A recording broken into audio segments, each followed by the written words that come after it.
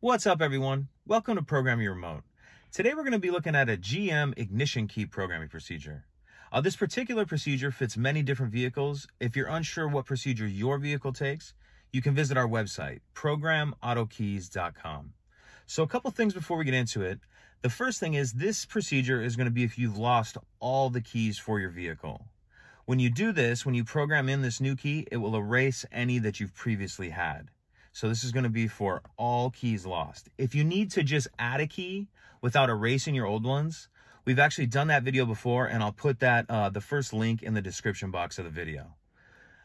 So we got that covered. The next thing we need to do is make sure we have our blade cut. This is a new key, unprogrammed, but you need to have the blade cut. Your two options for that are going to be a dealership or an automotive locksmith. So once we have those two things, the third thing being, you need to allot yourself about 30 minutes. This is a timed procedure. It's going to take you probably 30 to 35 minutes. So just make sure you have enough time before you start.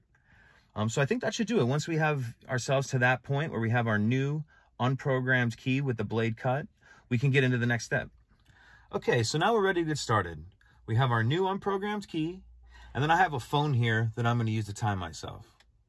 So what we need to do is go ahead and put the key in the ignition, turn to the on position, and we're going to leave it in the on position.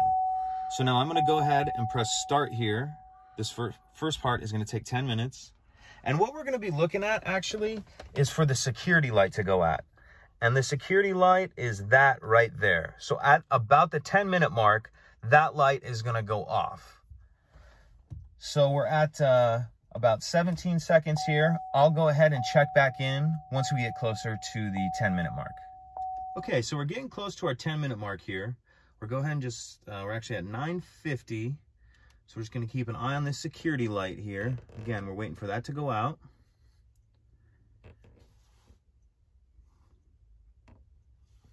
As you saw there, it just turned off.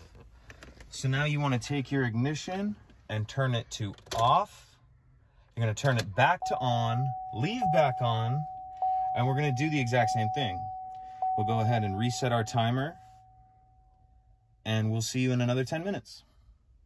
So we're coming up on our second 10-minute mark. We're at about 9 minutes, 50 seconds now.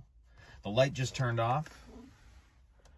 So we're going to turn it to off, turn back to on, and we need to do it one more time.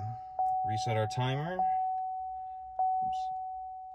And we'll see you in 10 minutes. So now we're getting to our third and final 10-minute mark. And before we get there, I did just want to give you guys a heads up that on the security light, on the third time, it may look a little different. Instead of just going out, it may flash once. It may keep flashing repeatedly, or it may just simply go out. The main thing you want to keep an eye on is your 10-minute mark, and then just look for a change in the security light. So now we reached our third and final 10-minute mark. So now we're going to turn our key to off. We're going to turn it to on. And now our key should be programmed. Let's go ahead, take the key out, and start it to test.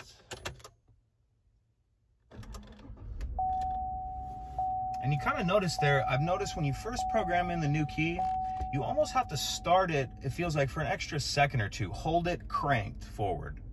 So if you have any questions, please let me know. If you could take a second to like and subscribe, helps us out, and we'd appreciate it. Thank you.